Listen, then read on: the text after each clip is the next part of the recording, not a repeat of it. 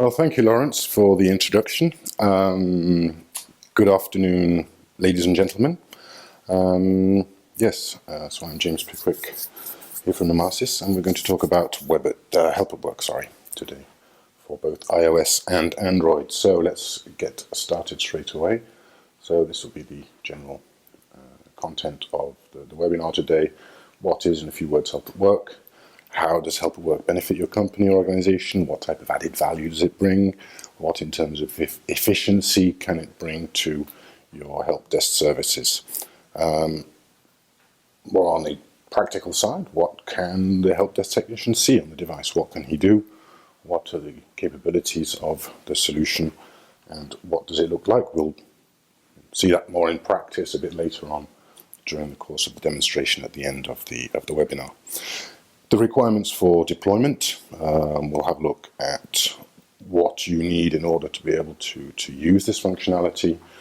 It was not so long ago, in fact, not so long ago at all, actually, that the implementation for help at work for iOS was a rather complicated affair, technically speaking, with a whole range of set of requirements technically, such as an air server in order to use the service, with MobileIron tunneling into the internal zone, the network of the company or organization, etc. It was a pretty hefty job to set up technically, and of course it required the Platinum license ultimately in order for it to work. Android has always been a bit easier, but now, as we'll see in a second, Android and iOS share the same basic setup and principles for deployment, and it makes things a heck of a lot easier. So, yes, and the last step in the webinar will be a short iOS and Android demo. So what is help at work? As Lawrence already briefly explained, it's a built-in functionality, so it's integrated into MobileIron Core, can be used from within the admin portal, and allows the integration of the TeamViewer Quick Support app to view remotely iOS devices, phones, iPads, and view and control Android tablets and phones. So there's a slight advantage there, at least for the time being. The control from the help desk point of view is only possible on Android devices for now. So how does it help benefit your company or organization? Well, as you've probably understood, it's a very handy tool for help desk operators and collaborators to be able to, while on the phone with a user troubleshooting an issue, be able to actually connect securely to their device and see what's going on and be able to direct the user in a very friendly kind of way. You know, we've had experience with many users where they're not necessarily very tech savvy. They know how to use a couple of features on the phone, but as soon as you start talking about checking settings, asking for logs, just simply telling things like the version of a device and where they need to go, sometimes if you can actually see what the user's doing, in the case of iOS, of course, because they have to interact with you, because you can't control the device, it's very handy to be able to see what's on the screen of the end user. Here, of course, yes, it also indicates that it's possible with cellular connectivity. Right? So worldwide, users can connect to your help desk and have remote help provided to them. Again, this is just repeating basically the same thing. Here we're talking more, of course, about effective troubleshooting and efficiency, and also a kind of a user-friendly way of helping users, which I think, from our experience with customers of ours that actually do use the solution, and from the feedback they have received from their own users, it's valued very highly as a very advantageous way of working. So let's get straight into, technically speaking, what do things look like? I mean, as you can see here, for an iOS and Android device, very similar views here. But of course, you know, the request to control the device is something that the user has to agree to. Presumably, of course, the user would already be on the phone with whoever's helping them out. And this is just a way of saying I agree, of course, to share my device with you. There are possibilities to be able to take over devices remotely. That's not the idea behind this solution, of course. On the other side, of course, from the point of view of the help desk technician, what do they see? This is not a very good example, really, because here I'm just showing you the TeamViewer app and the chat screen, where you can see that on the left I'm typing things in. On the right, it's immediately appearing on the TeamViewer screen. But of course, this is usually here. This is where you'd see the apps on the home screen, etc. You can also see on the dashboard information that you would probably find in duplicate within the admin portal itself in the device details. But here you have access to them straight away, and you can see which Wi-Fi they are on. That can be interesting if people are within the office and things like that. Another part of the TeamViewer that allows you to see other information is the app screen here, where you can see work managed apps only. You're not going to see a list of all the apps that the user has installed, but it's very handy to be able to see which apps are installed, and of course their version, which is handy for troubleshooting. Again, slightly redundant with the information that you can find in the admin portal, but still can be of benefit. So what are the requirements, technically speaking, for deployment? MobileIron Core 10.2, that's the latest validated version by Nomasis.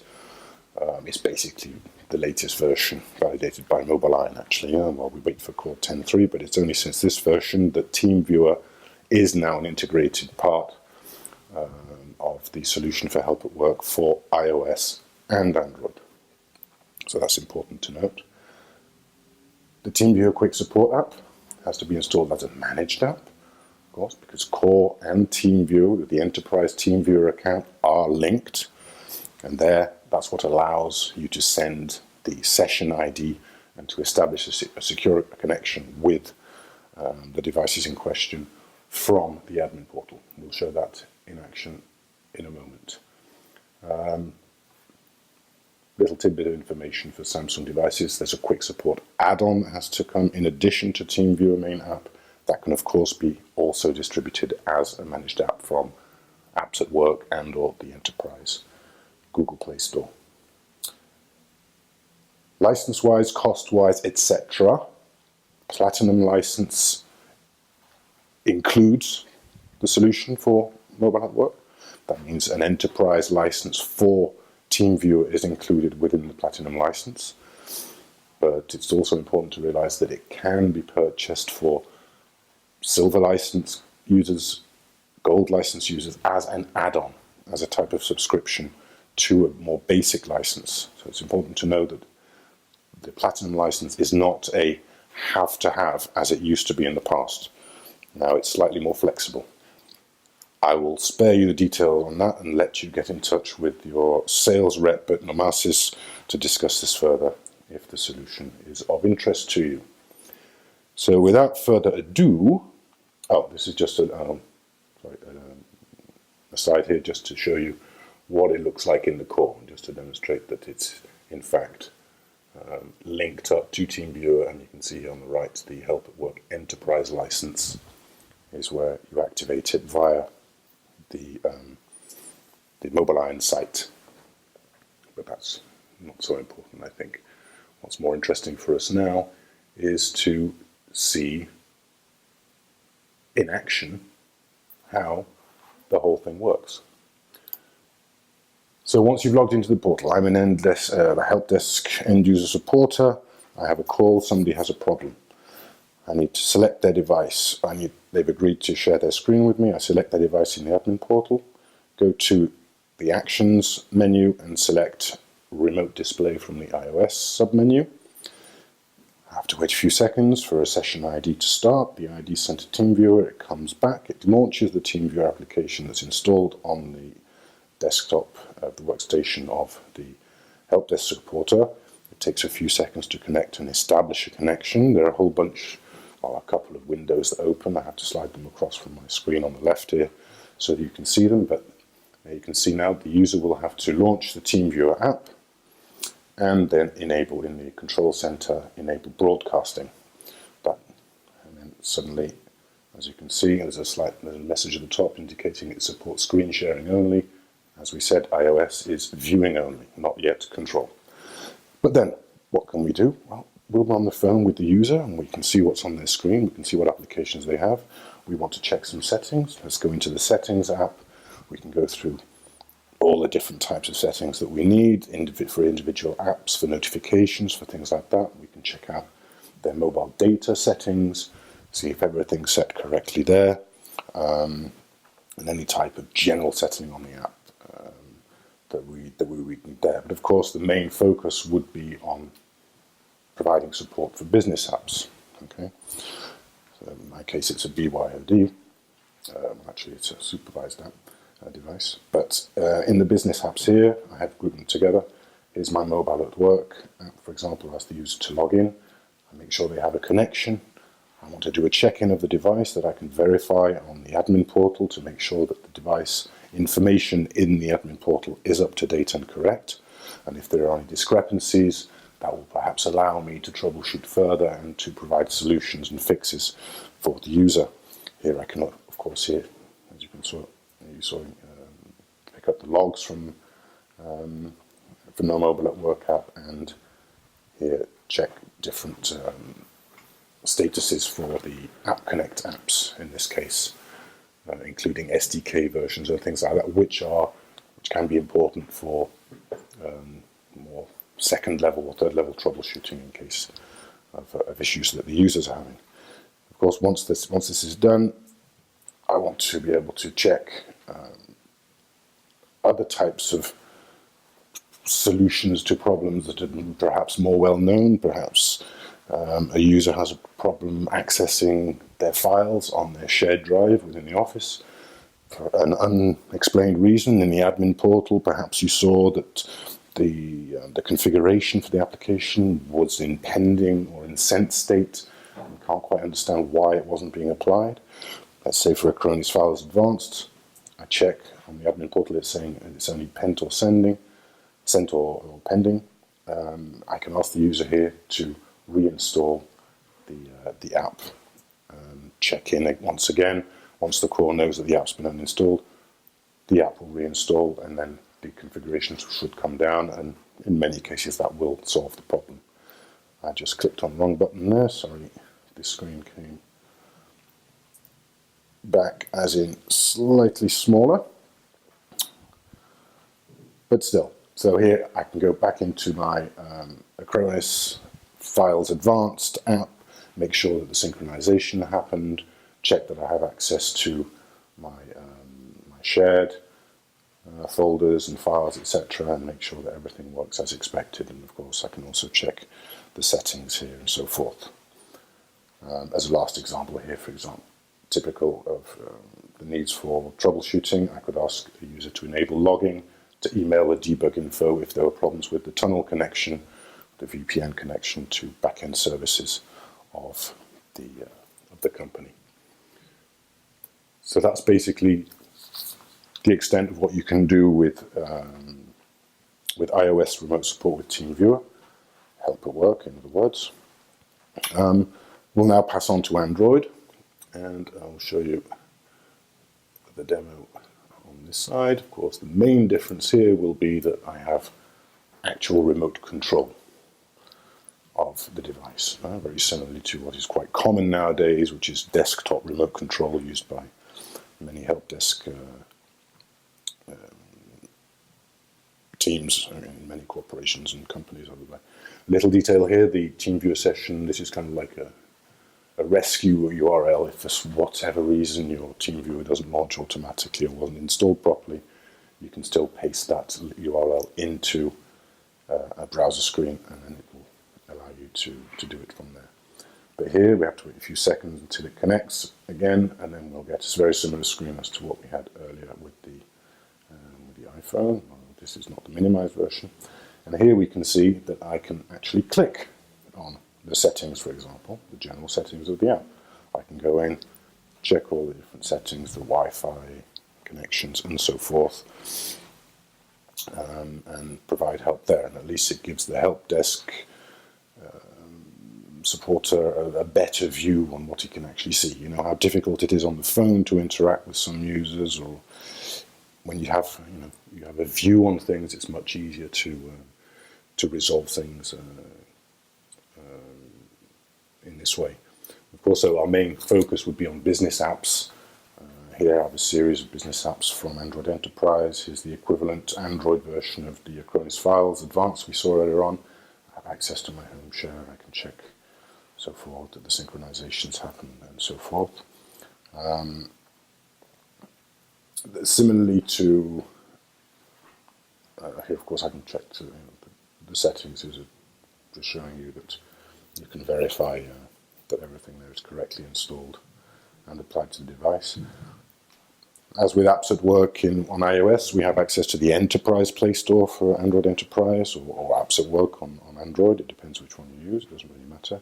We see here the company provided apps, which are by definition managed apps, which allows the team viewer to securely communicate with the device and to launch the sessions from within the admin portal. Here you can see the quick support app here, the add-on for different Samsung devices that you can push to the device from your app catalog once they've been imported into Core. So it makes it very easy, and these can install, of course, automatically on the user's devices, so they're ready for use, basically. Similarly, as to earlier, we saw here the Tunnel app, which is used to establish a secure VPN connection to back-end resources. It won't be obvious to the user what the tunnel actually does, what it's there for, how it works, but here you can check that the session has actually started, restart the session if need be when troubleshooting, gather logs, etc. These are apps that usually run in the background, so the user probably won't be very much aware of what they need to do. Typical situation as well that we have with Gmail and with certificate authentication and so forth is sometimes the certificate needs to be re-pushed to the device, for example. There was some issue with the certificate, I'm not quite sure what, so let's try re-pushing the certificate. Then there needs to be some user interaction to get that certificate into play. How do we do it? There are quite a few steps and leaps and bounds to make before you know where to go. Being able to see this on the screen, either directing the user to do it or doing it yourself, as we're doing here. I can remove the certificate. I can then select the new one. And once it's selected, I can then test the connectivity and make sure that everything's working okay, just by selecting it here. And then you'll see once I click on Done, it will verify and validate the server settings. And I go back to my mailbox, and I can just pull down, just as if I was doing it on the device with my finger, to see that there's no synchronization errors and the latest emails appear. So that's yet another kind of practical example of what can be done using help at work, and I think it's pretty reassuring for the user to be able to see all this happen. Another example, just to show you, we saw a few slides here, just to go over that again, that you have access to the dashboard information, general information about the device, the apps that I told you about. You see the whole range of Android Enterprise apps that are installed on the device and their versions. So you can always compare that information with the information you have in the app, in the admin portal, sorry. Again, providing much valuable information for all kinds of troubleshooting purposes. Finally, I'll just do a quick test with the chat function. If you open the TeamViewer app, you see that as soon as you type something in, it immediately appears on the screen, so that can be quite handy too. And that's about it, really. I thought the best way to show how it works was just to give the demo. It's not a highly complicated or complex solution, certainly not anymore. I think you can imagine the value that it can have for your help desk services to be able to provide this to end users. It's very reassuring to know that somebody knowledgeable is working on your device and fixing your problems in a quick and efficient manner, and I think it comes across as very professional as well. So that basically concludes my demonstration in this webinar. I don't think I need to go any further. I think the demos basically speak for themselves. The video will be made available to you for further viewing if you wish at a later stage. I'm not quite sure when. But of course, if you have any questions and so forth, please submit them in the chat section, and we will either respond within the day or by tomorrow probably, or get a salesperson to get in touch with you if you're indeed interested in the solution.